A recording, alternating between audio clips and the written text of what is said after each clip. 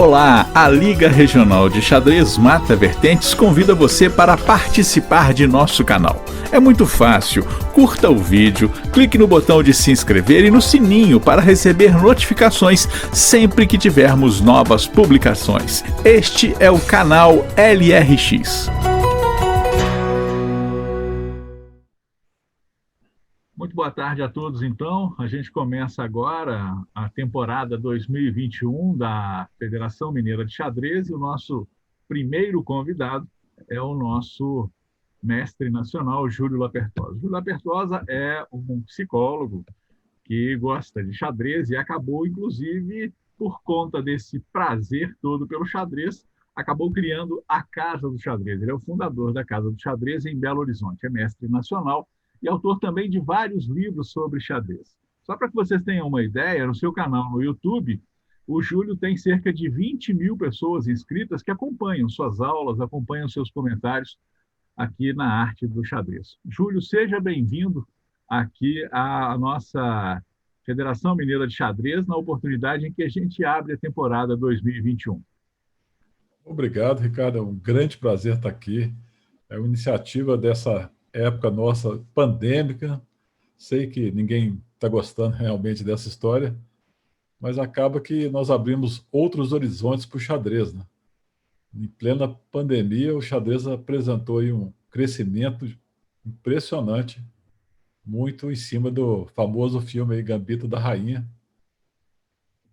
A gente, como xadrez, acha estranho esse nome também, mas a federação passa por momentos difíceis, né? Difícil fazer os eventos, difícil fazer contatos, mas o Ricardo, o Luciane, o pessoal todo da diretoria sempre lutando, com o apoio de vários que estão aqui, né? O doutor Gilmar, se for citar que nós vamos ficar muito tempo falando de todo mundo que está dando a força, o Meilon, etc., nós estamos conseguindo continuar tocando xadrez, né? Em cada cidade, cada lugar, tem alguém dando uma força, tem alguém fazendo evento, e em breve eu acho que a gente já vai poder sair fora dessa pandemia já com a vacinação, né? E acho que essa é uma iniciativa extremamente interessante, não evita a questão do deslocamento.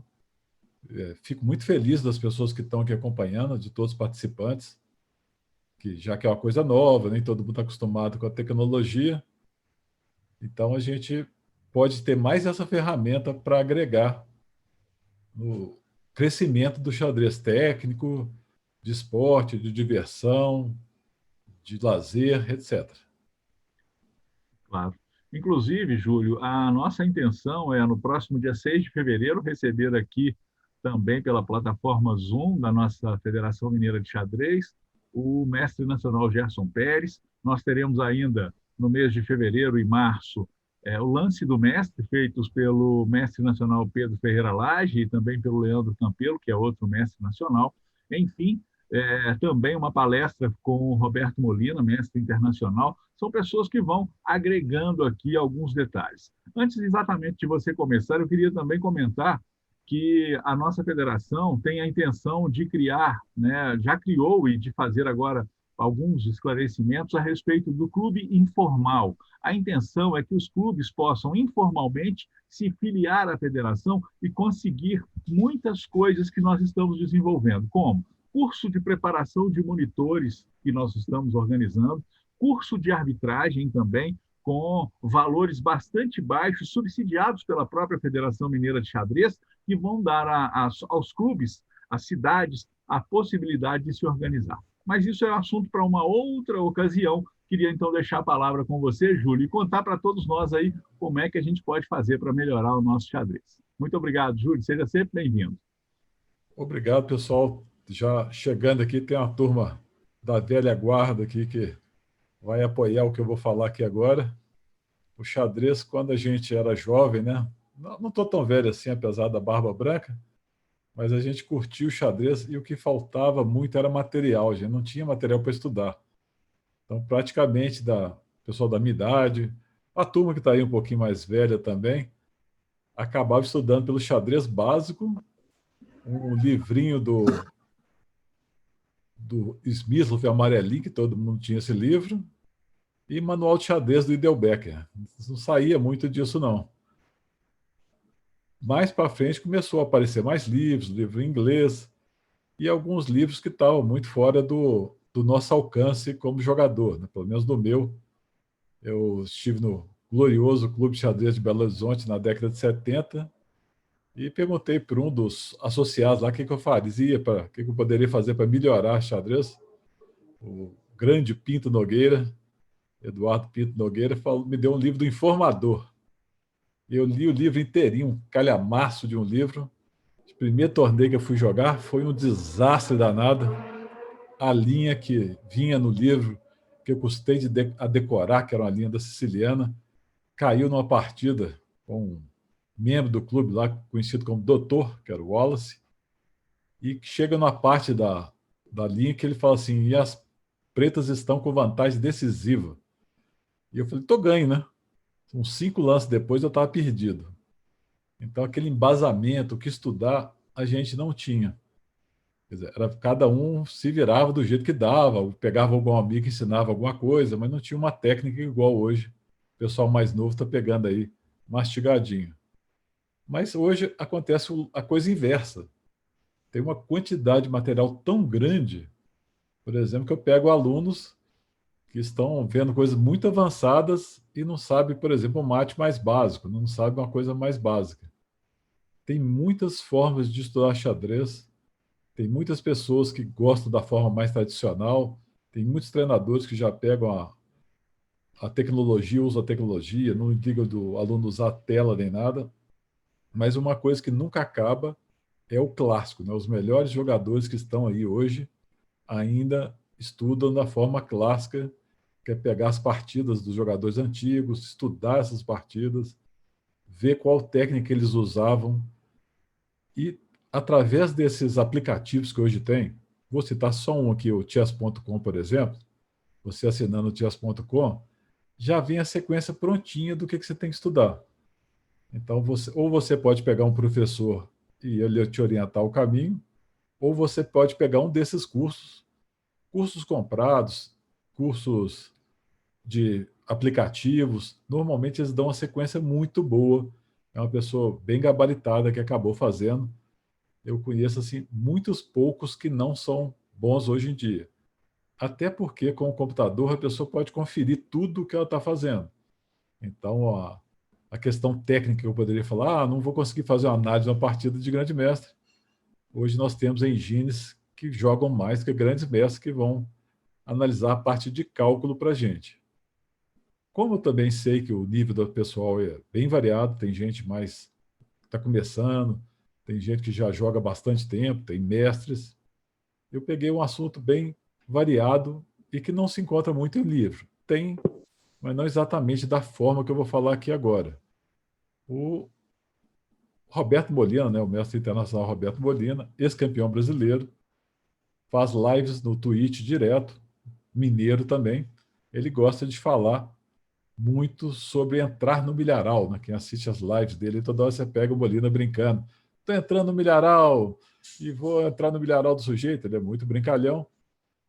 Mas o que tem nessa história de entrar no milharal, né, gente?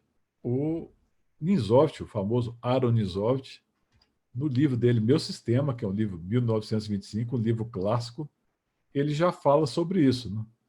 Que o objetivo da abertura é desenvolver todas as peças, controlar o centro, colocar o rei em segurança e atravessar o meio do tabuleiro, passar para o lado do campo do adversário.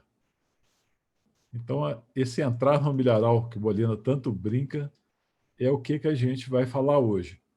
Eu vou passar algumas partidas com a velocidade maior para a gente focar só nesse tema. Obviamente, são partidas clássicas que tem muito conteúdo, a gente poderia ficar só numa por muito tempo.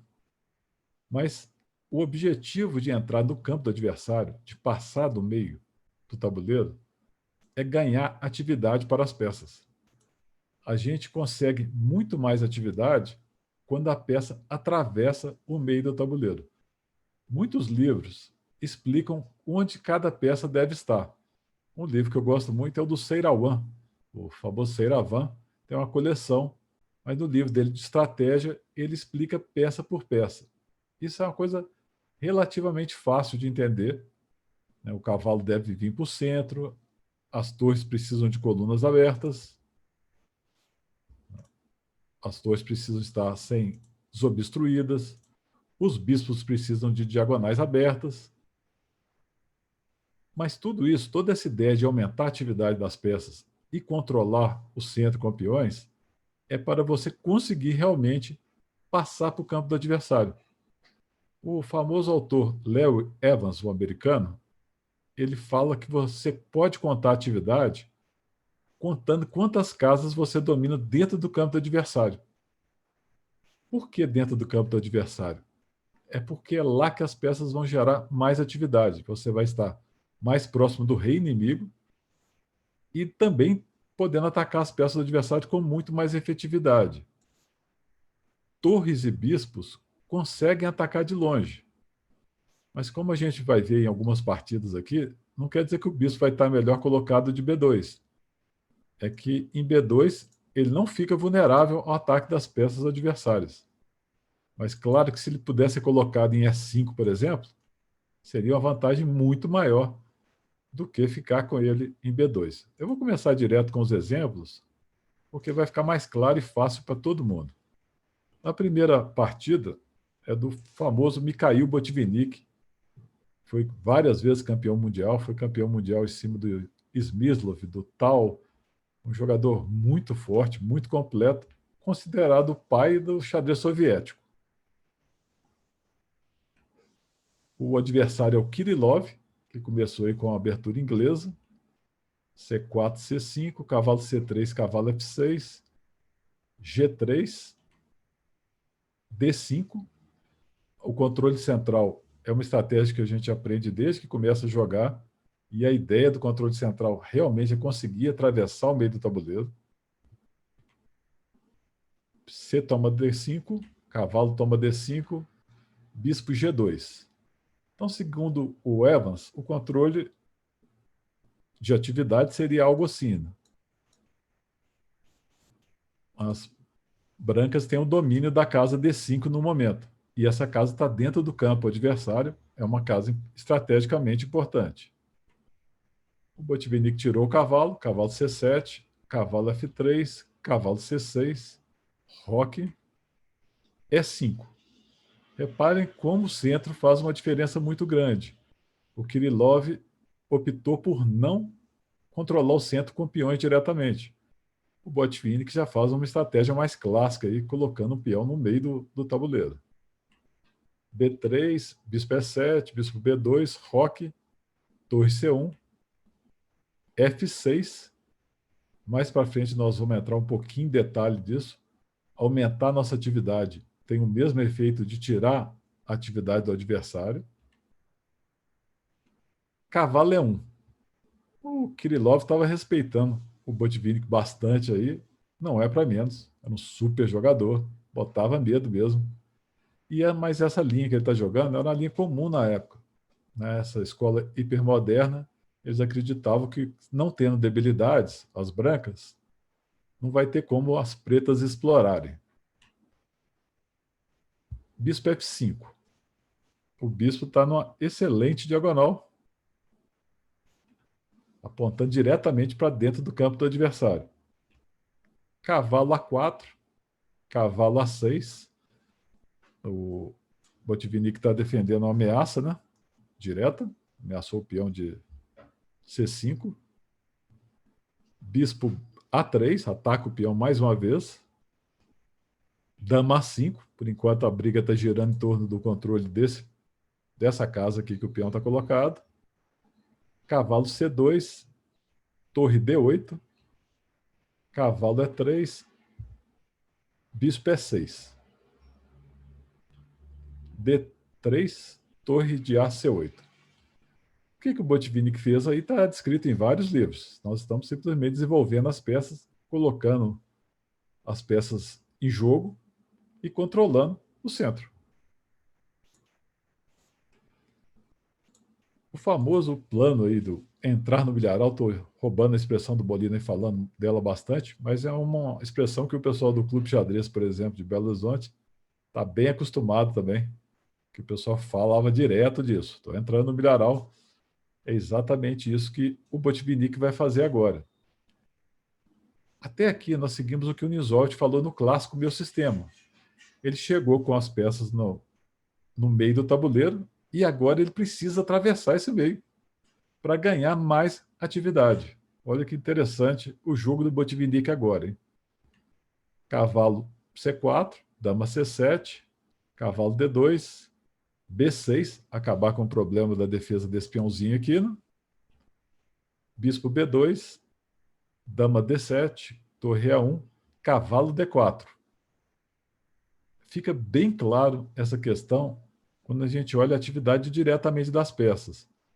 Mas pensem no que o Evans falou. Né? Esse cavalo controlando casas aqui dentro do campo do adversário cria muitos problemas para as brancas. As brancas têm que ficar de olho sempre se algum duplo, alguma peça não vai cair. Isso gera atividade para o preto e passividade para o branco, que tem que ficar defendendo esses pontos. A gente pode reparar aí também a diferença das damas. Né? A dama branca só tem uma casa para mover, que nem pode ir por causa do cavalo, e a dama das pretas tem muito mais liberdade. Isso é gerado por causa do centro.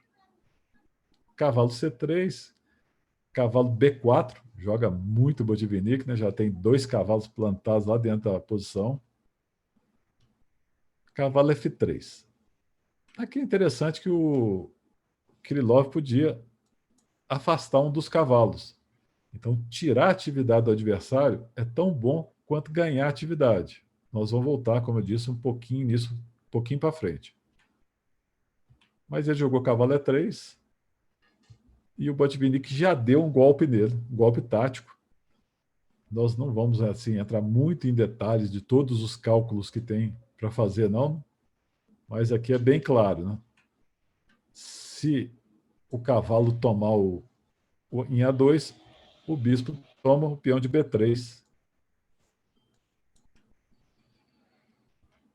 Essa atividade que o Botvinnik gerou, entrando no campo do adversário, acabou permitindo um golpe tático e a posição do branco agora começa a desmoronar. Né?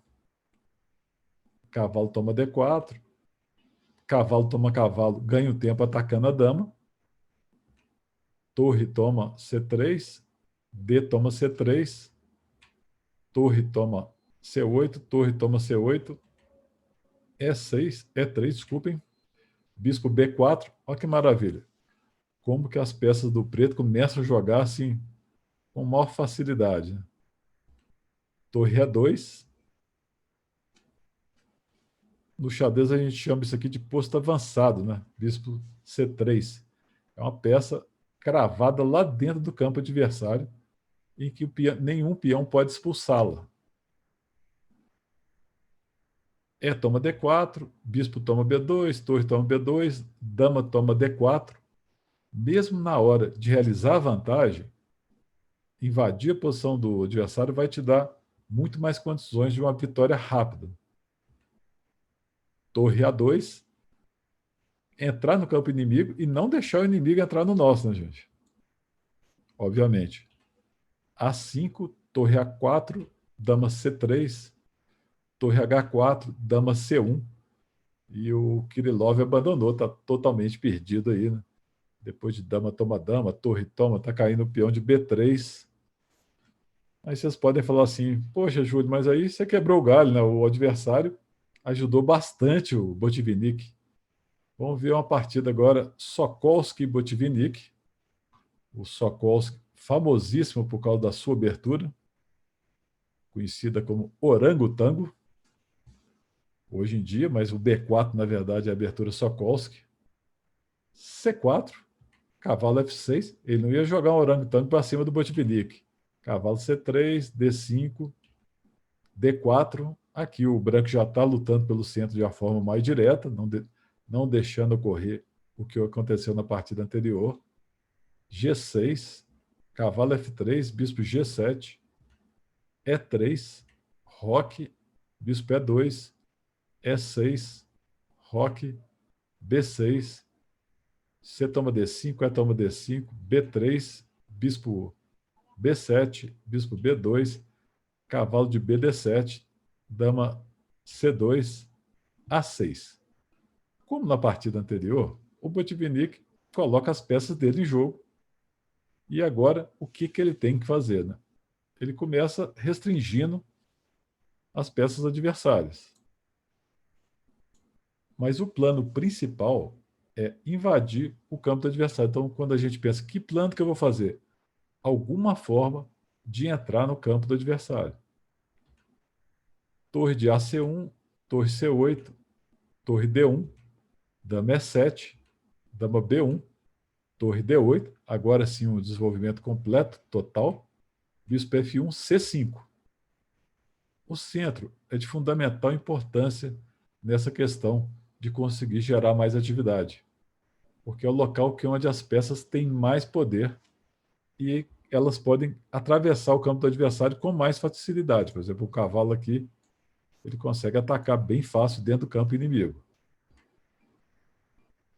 D toma C5, D toma C5, o Botvinnik ficou com peões colgados aí, cavalo E2, bispo H6. Veja como ele já começa a tentar invadir mesmo, quer jogar D4, minar o peão de E3, para poder entrar com o bispo, com a dama, com o cavalo. O cavalo pode entrar por aqui, por exemplo. Bispo A3, cavalo G4, dama D3, cavalo E5. Interessante como ele vai avançando, né? Não volta os lances. Cavalo toma cavalo, dama toma E5, já está criando ameaças de mate. Cavalo G3, dama F6. Então, isso quer gerar atividade. Com ameaças, o branco vai sendo obrigado a ficar passivo. Cavalo H1, lance bem triste de ter que fazer, né? D4, continua a questão de abrir linha, de controlar mais casas dentro do campo do adversário, né? Dama E2, cavalo E5, E toma D, C toma D, torre toma torre, bispo toma. Tinha que tomar de bispo, senão o peão cairia, né? Torre A1, atacou o cavalo. E o Botvinnik definiu aqui com D3, peão avançando. Repare que nessa partida, o adversário controlou o centro, o Botvinnik destruiu o centro dele e acabou da mesma forma que a anterior. Dama D1, bispo G4, dama A1, D2. Ele vai fazer dama, o peão já está lá na sétima. Torre toma cavalo, promoveu. Tem esse desvio, não adianta nada, ele está com duas damas no tabuleiro, né? E já está levando mate em F1, cavalo G3, bispo G7, dama C6, bispo B5, dama C1, troca as damas, entra com a outra torre na sétima, e o Sokolsky aí está todo amarrado, jogou bispo E3, já vai fazer a limpeza nos peões, bispo D3, F4, torre ataca o peão. Essa parte aqui é só de conclusão da excelente estratégia dele, já está com qualidade a mais. Ganhou um peão, vai ganhar o segundo aqui e vai disparar esse peão. Então a briga pelo centro também é extremamente importante. Aqui é uma partida contra o Panov. Panov famoso, tem uma linha da Caro-Kann com o nome dele, tem vários livros, tem um livro do Capablanca, muito bom, escrito pelo Panov, um autor bem reconhecido. E4, E5, cavalo F3, cavalo C6, cavalo C3, cavalo F6. Abertura dos 4 cavalos. Não importa a abertura, mas os conceitos clássicos são sempre utilizáveis, né? Dá para jogar, como se diz, pelo ouvido mesmo. Bispo B5, bispo B4, roque, roque, D3, bispo toma cavalo, peão toma, dobrou os peões. D6, bispo G5, dama E7, torre A1, cavalo D8, D4. Qualquer semelhança com as outras partidas não é mera coincidência nesse caso. Né? O Botvinnik fez a mesma coisa. Desenvolveu completamente as suas peças e começa a atacar o centro do Panov. Cavalo E6, voltou o bispo, o Botvinnik está com o peão dobrado ainda. C6, bispo F1, cavalo D7, G3, C5. O Panov é um jogador gabaritado, está brigando pelo centro também. D toma E5, D toma E5. Olha que lance sensacional do Botvinnik, né? Como que ele vai invadir o campo adversário? Esse conceito no xadrez a gente chama de casa fraca. É a casa que não pode ser controlada por nenhum peão, como é o caso aí de D5. Então, o cavalo manobrando, ele consegue entrar nessa casa forte. Por que essa casa é estrategicamente importante? Porque não tem como o adversário defendê-la com peões. É uma casa central, vai dar mais espaço, vai dar mais atividade. G6, cavalo G2, cavalo G7, cavalo E3, cavalo F6, bispo G2, bispo E6, C4. Então, os peões dobrados do Botvinnik, na verdade, não atrapalharam ele, só ajudaram ele a controlar o centro mais ainda. Torre D8, dama E2, cavalo D7, bispo B2, F6. Botvinnik continua tentando minar o centro com F4, torre A8, torre de A D1, B6, torre D2, E toma F4, E toma F4, G5. O Panov também está brigando aí pelo centro. Botvinnik tomou, F toma G5, F toma G5, E5. A estrutura do Botvinnik aqui está toda quebrada. Mas a possibilidade de invadir o campo adversário cria muita atividade. A atividade compensa a estrutura de peões ruim. Dama F7, cavalo D5. Claramente aí o Botvinnik tem uma posição muito mais ativa que o adversário. Essa partida é um pouquinho mais difícil que as outras duas, porque o Panov também tentou de tudo para controlar o centro. Mas o Botvinnik sabia que com mais atividade, a estrutura de peões não ia ser explorada tão facilmente. E esse centro aí também garante uma segurança para o rei. Cavalo H5, torre F1, cavalo F4, dama E4, dama F5, trocou, dama toma, bispo toma, cavalo toma F4, peão toma F4, e outra peça ocupa o ponto forte, agora o bispo. Né? Rei G7, E6. Papel fundamental teve nessa partida a casa D5. Aqui já está perdido, depois de cavalo F6, o Botvinnik toma em F4, e as peças dele estão visivelmente muito mais ativas. Né? Está caindo material, ficou com 2 bispos por uma torre, um peão lá na 7ª, aqui já está perdido, vou passar um pouquinho mais rápido. Repara que para realizar a vantagem, como ele continua invadindo o campo do adversário, né? Deu mais um truquinho tático aqui. Se torre tomar o bispo, leva um torre F3. Desculpe por estar pulando essa parte tática assim tão violentamente, para a gente focar mais nesse assunto da invasão.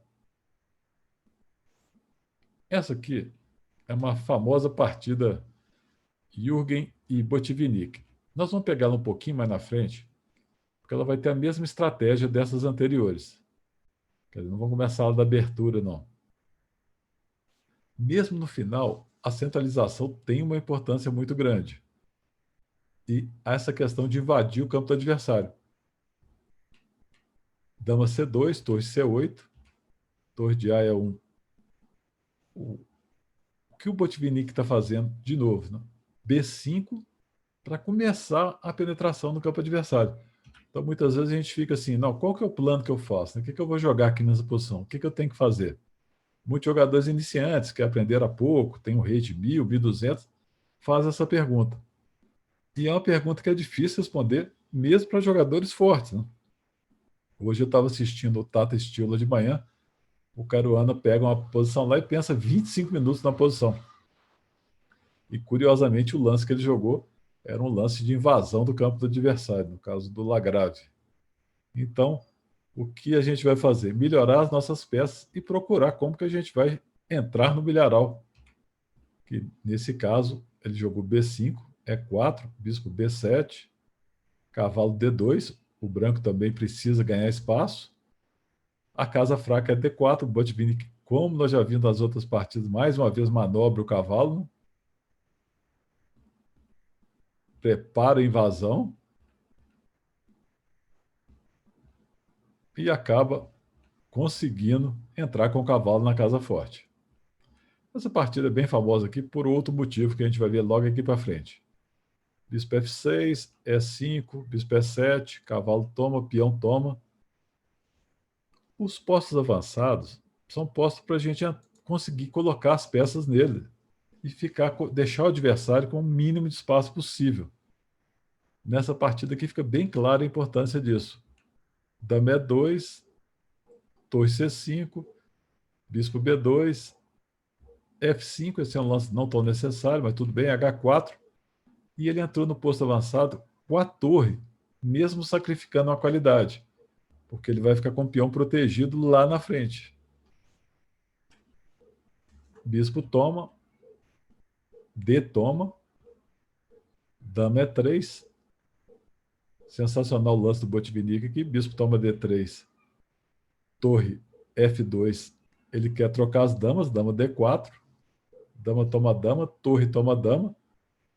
Fixem no que ele está fazendo em sentido de entrar realmente dentro do campo do adversário. Bispo F1, peão foi para C2, torre C1, trocou, peão já está quase promovendo.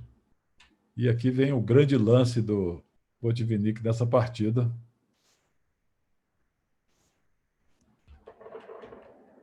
Que é torre C4. Ele quer unir os peões. Fantástico o lance do Botvinnik. Depois que toma, crava a torre de F2 e os peões ligados vencem a partida. Muito bonita. Não fiquem preocupados que eu vou passar em algumas partidas com mais calma. Essa aqui só para vocês entenderem o tema mesmo. Essa é uma partida clássica e famosíssima. Nós vimos a questão dos peões dobrados no anterior. Essa é uma partida contra o checkover. Depois de D4, cavalo F6, C4, E6, cavalo C3, bispo B4, cavalo F3, roque, bispo G5, D6, E3, dama E7, bispo E2, E5, dama C2, torre E8, roque, bispo toma C3, o Botvinnik toma de peão. Nós vimos que numa partida anterior ele usou a casa D5. Né? Aqui essa casa ainda não está acessível. Mas depois de H6, bispo H4, o preto resolveu jogar C5.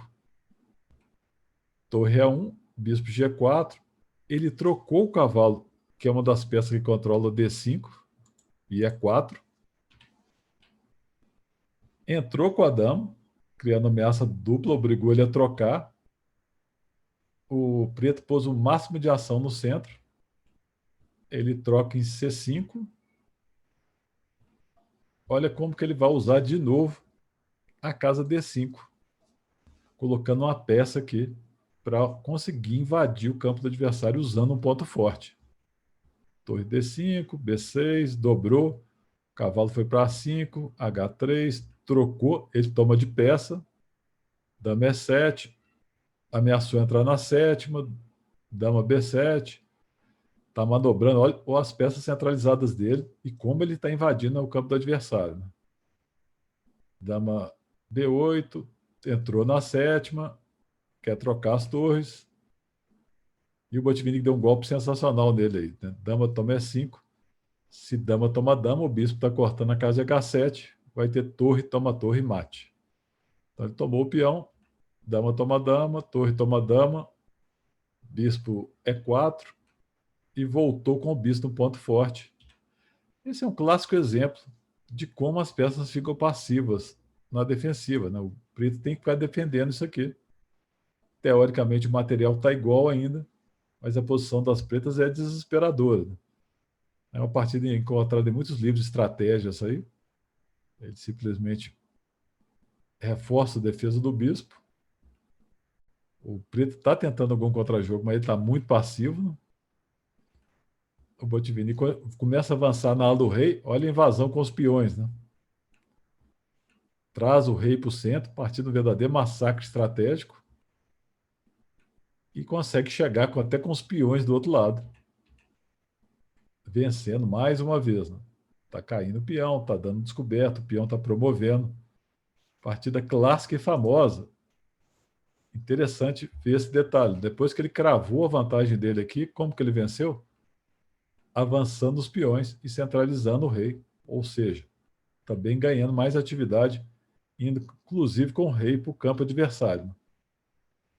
A famosa partida com o Alekhine, do Botvinnik com o Alekhine, no torneio de Avro de 1938, também foi com a mesma temática. Né? O Alekhine ficou numa posição muito passiva. O Alekhine, um super jogador de ataque. Aqui o Alekhine de pretas. Vou comentar um pouco aqui a abertura, passar um pouquinho mais rápido.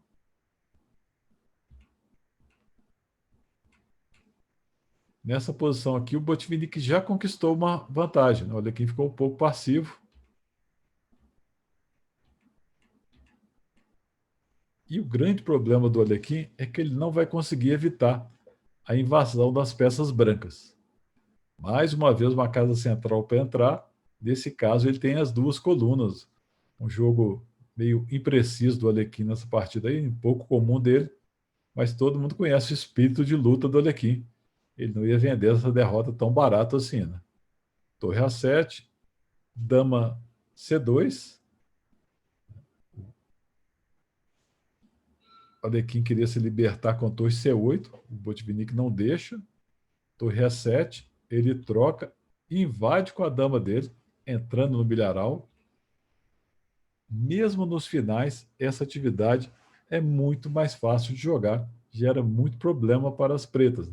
Exemplo, o cavalo não está saindo lá de B8, está preso. Né? Esse cavalito aqui. F6, para não deixar o cavalo do Botvinnik entrar por aqui. Rei F1, ele aproveita que ele pode centralizar o rei. E vai com o rei para o meio também. Manobrou o cavalo. Repare como o Alekhine está passivo, ele não pode tirar a torre daqui, né?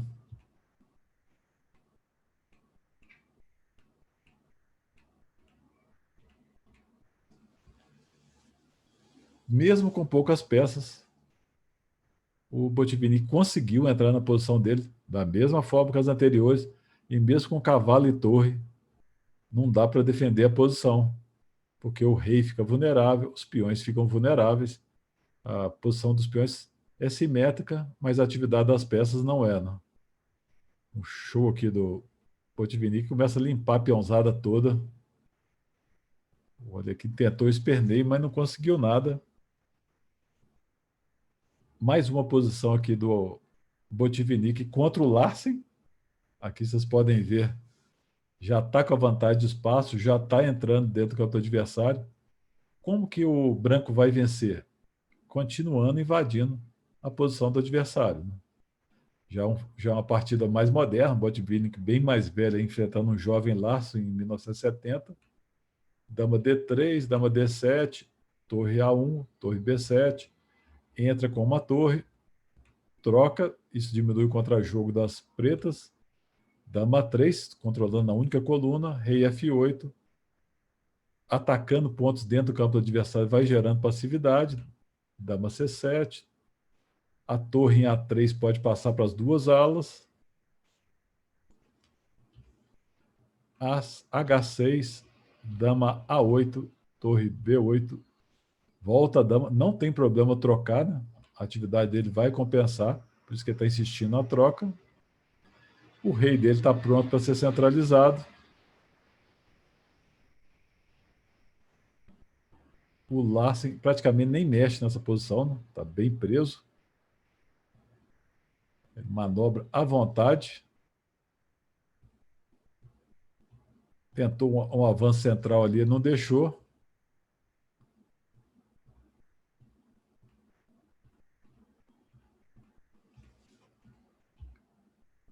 Continuo avançando. Não pode tomar aqui, é claro, né, gente? Vai perder uma peça.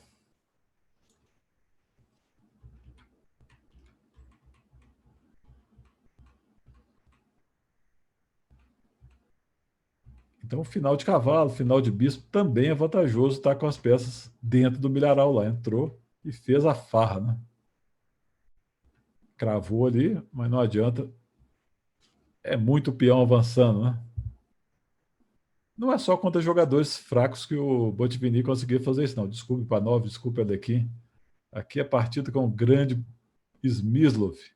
C4, cavalo C3, cavalo F6, E6, D4, bispo B4, E3, B6, cavalo de G2, bispo A6, A3, bispo toma C3, cavalo toma C3, D5, B3, roque, A4, C5, bispo A3, D toma C4, D toma C4, cavalo C6, cavalo B5, começando ao mesmo tipo de estratégia, invadindo, bispo B7, bispo E2, mas o Smyslov também não ia deixar barato.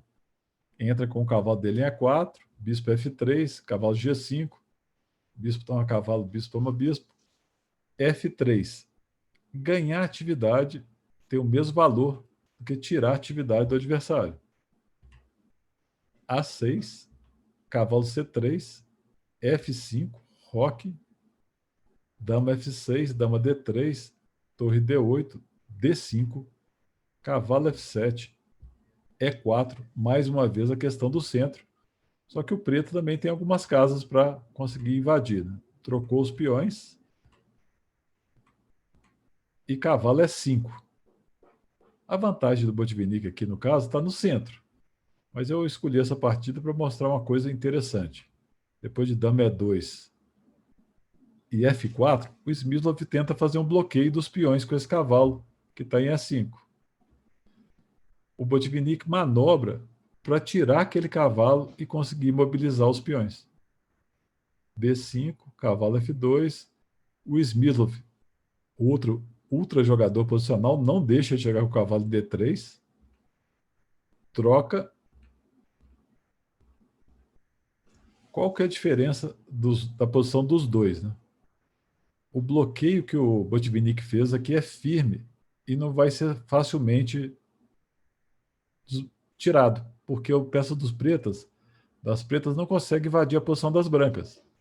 Já as brancas conseguem invadir a posição das pretas, gerando atividade, e uma hora vai acabar terminando com esse bloqueio. Depois de torre C7, rei H1, torre B7, torre A2, H5, dobrou as torres. Aqui o Smyslov desesperou e jogou B4. Mas vocês podem reparar que ele já entraria pela coluna A e começaria a criar ameaças. Mas esse lance, na verdade, não ajuda muito, porque ele toma, volta, essas trocas aqui não ajudam nada, e fica com os peões móveis no centro. O Smith abandonou exatamente aqui, né? Não vai conseguir parar o avanço dos peões aqui no centro, como em algumas partidas anteriores. Essa aqui é a partida com o Bronstein, só para ressaltar essa questão do expulsar também o adversário do nosso campo, tão importante como invadir o campo do adversário. Depois de G4, bispo E6, bispo D3, G5, bispo G3, dama B6, dama C2, bispo toma G4, H4, peão toma H4, torre toma H4, cavalo F6, cavalo E2, A5, roque, bispo A3, rei B1, bispo G5, torre H2, bispo F3. O Bronstein também conseguiu uma boa atividade contra o Botvinnik aqui. Colocou um bispo em B3, a dama está ativa, o outro bispo está ativo. O contraponto desse ganhar muito espaço, ganhar muita atividade, é você tirar isso do adversário também. Então, aqui, o Botvinnik começa uma série de manobras para conseguir diminuir a atividade do Bronstein. Torre E1 para descravar o cavalo, dama A5, cavalo G1 para tirar esse bispo, que é uma peça muito ativa das pretas, bispo E4, F4. Então ele vai expulsando e começa a ganhar espaço também. Né? Bispo toma, bispo H6, e a posição já mudou completamente. Né? Então, ganhar atividade ou tirar do adversário. E4, rocão, E5, cavalo E8, ele foi empurrando o Bronstein para trás, que também era fortíssimo de jogador. F5, bispo G5 e E6, cavalo F6, cavalo F3, bispo H6. Já viram isso em alguma partida do Botvinnik hoje, pessoal? Continua sempre com esse mesmo plano. Cavalo D6, bispo H4. Aqui o Bronstein abandonou, está caindo material, a torre está indo para a sétima. Nós temos uma grande representante, belíssima representante de Juiz de Fora, a Isabela Ribeiro Conte, belíssima jogadora e muito forte, uma menininha muito agradável, muito educada, filha de um parceiro também lá de Juiz de Fora, o Leandro. Aqui ela está jogando com um dos maiores jogadores de Minas Gerais, o Leandro Fabrício Campelo, campeão mineiro, ex-campeão mineiro, um jogador bem tarimbado, bem rodado, já está na fase da barriguinha de chope, carequinha, mas é ainda um jogador perigoso e muito forte mesmo. Ele vai enfrentar aqui a Isabela Conte, que é essa garota de muito talento, com grande esperança aí para o futuro de Minas Gerais. Várias meninas jogando muito bem. Essa partida foi jogada no Floripa desse ano, esse Floripa que está acontecendo agora, na rodada. Não está dando para aparecer aqui, mas tudo bem. Na quinta rodada. Aí foi uma siciliana, cavalo F3, S6, D4, toma D4, cavalo toma D4, A6, cavalo C3, dama C7, bispo D3, cavalo F6, roque, D6, rei H1, cavalo D7, F4.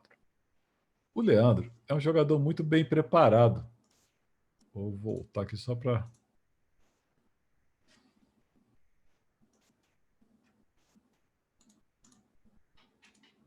Só para assumir aquelas marquinhas que estavam aí. O Leandro é um jogador muito bem preparado de abertura. Ele sempre joga as mesmas linhas, ele é profundo nas linhas, ele acertou muitos jogadores fortes nas linhas que ele joga. Essa é uma posição que a característica dela é você ganhar espaço na ala do rei. B5, A3, bispo B7, dama F3, plano bem conhecido, bispo E7, bispo D2, roque, torre de AE1, torre C8, dama H3, cavalo C5, B4, cavalo toma bispo, peão toma, dama D7 e F5. O Leandro quer fazer um ataque na ala do rei. Como que as pretas devem reagir a isso? O famoso ataque na ala, contra-ataque central, não é nada mais, nada menos do que você acabar com a invasão do adversário, você conseguindo bloquear o ataque dele e invadindo por outro setor, de preferência o centro. A Isabela, uma jogadora muito forte, começou com E5, cavalo F3, torre C7. Quem joga siciliano e nunca sofreu esse ataque aí, né? Totalmente forte, assim, muito desagradável. G4, e ela reage do jeito certo, o contra-ataque central. D5, G5. Aqui a Isabela jogou D toma E4 e o Leandro cometeu um erro aqui, tático bem compreensível. Ele jogou peão toma peão. Dá um certo medo aqui tomar aqui, porque depois que toma em F3, o nosso rei está lá embaixo, né? Mas era o lance correto, aí precisaria de um cálculo concreto, né? Se ele tivesse que fazer uma piadinha, mas já que ele não tá, pode pegar mal, ele toma o bispo e esse cheque aqui não é perigoso, porque cobre em E4 e segue o jogo tranquilo. Mas ele tomou aqui, a Isabela volta o cavalo, dama G3, bloqueia o ataque dele na ala do rei, depois de peão toma, o bispo toma. Agora ela começa a invadir na ala da dama, né? Levou esse golpinho tático aqui. Essas meninas são danadas. Bonito golpe, né? O Leandro cravou a dama do cavalo, mas ela toma atacando o cavalo. A cavalo ataca a dama também dele, né? Se torre toma dama, cavalo toma dama, cheque. Ele teve que tirar. Agora aqui já devia estar vendo a avó pela Greta, que a coisa ficou muito ruim.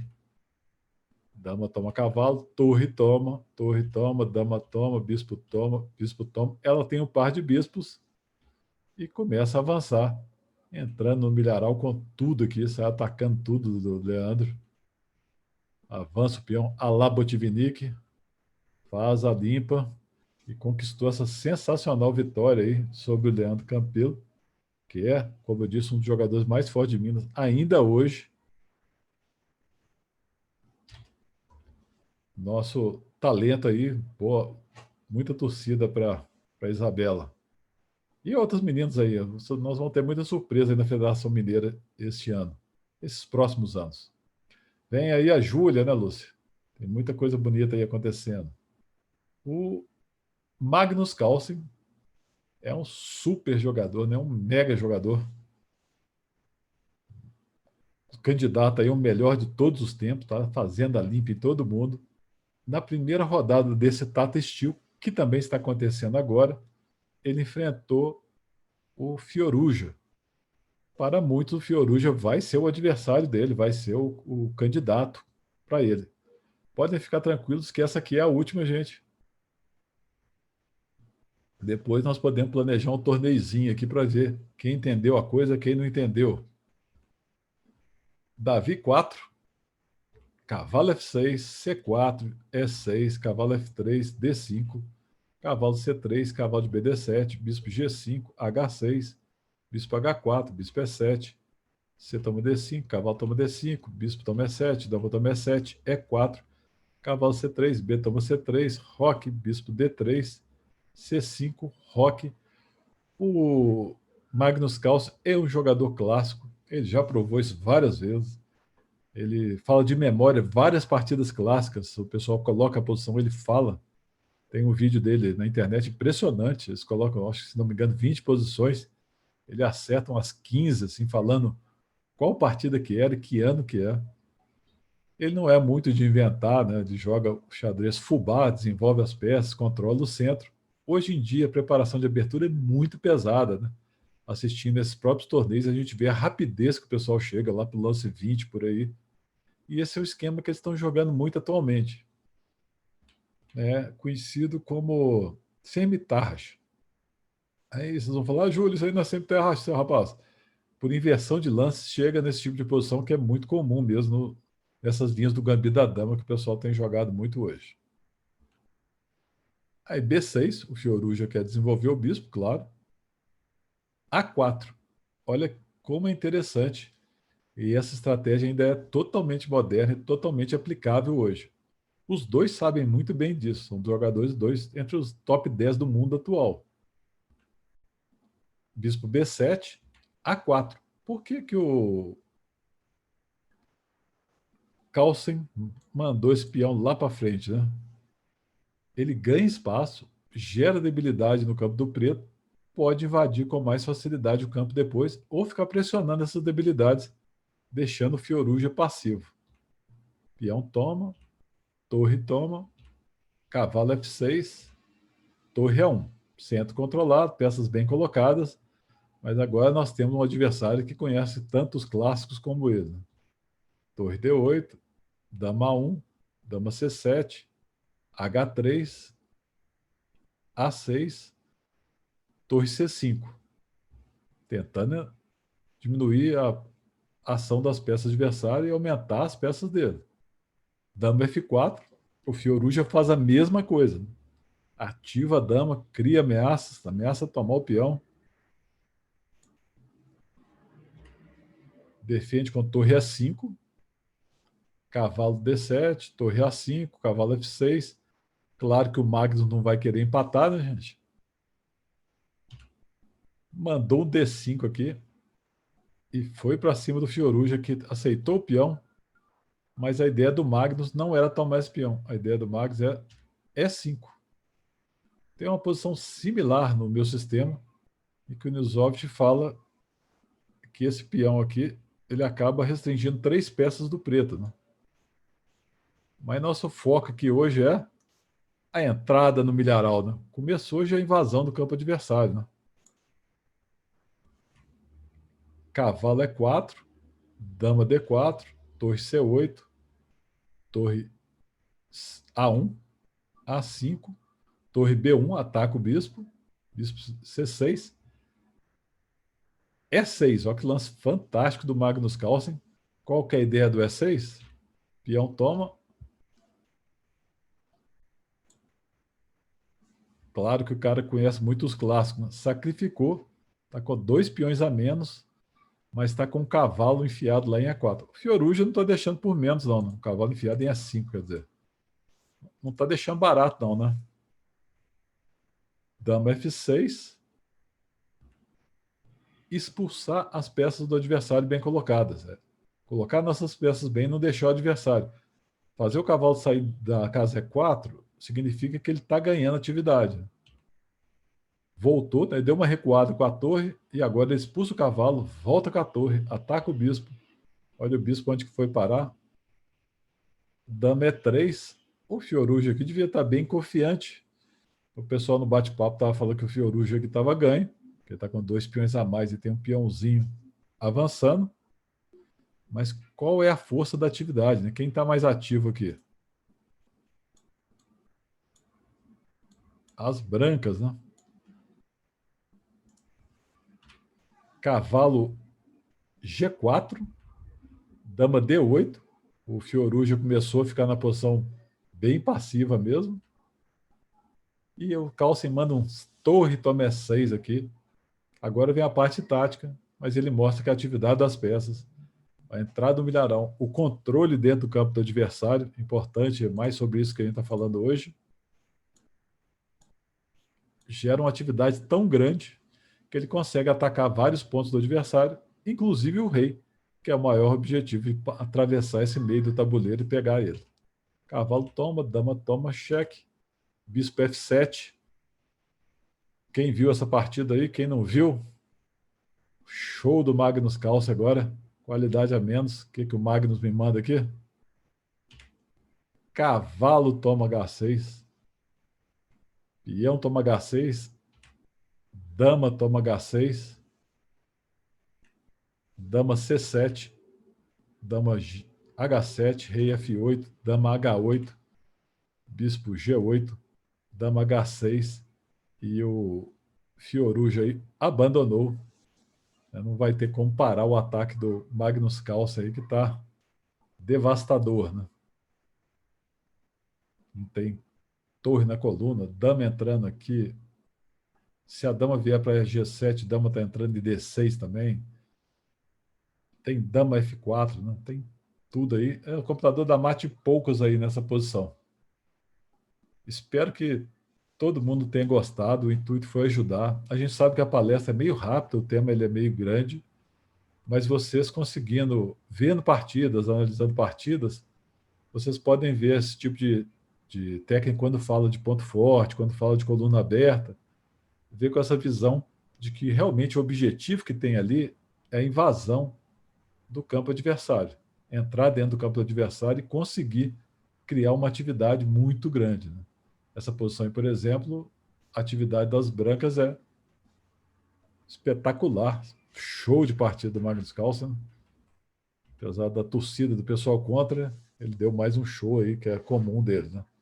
Espero ter contribuído aí um pouquinho E agradecer todo mundo que está na palestra. Agora a gente pode fazer um torneizinho para divertir, né, Ricardo?